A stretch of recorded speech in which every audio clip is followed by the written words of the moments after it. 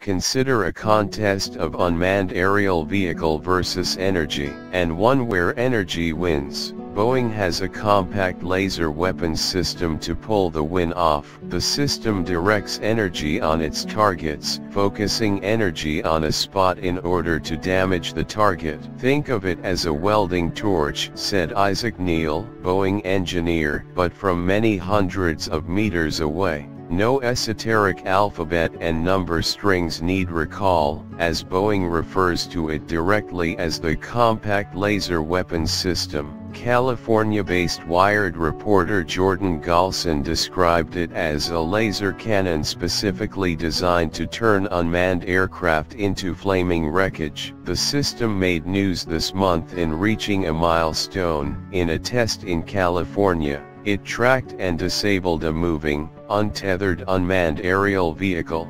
Lee Mathews of Geek.com said in past Boeing demos, the laser was taking down drones that were resting on the ground or tethered, much easier targets. For this latest test, he noted, Boeing ditched the wire. He said at an August 3 event, the system shot down an airborne UAV at Point Mugu in California by holding the laser beam on the UAV's tail for 10 to 15 seconds. David DeYoung, director of Boeing Laser and Electro-Optical Systems, spoke about it during a media roundtable.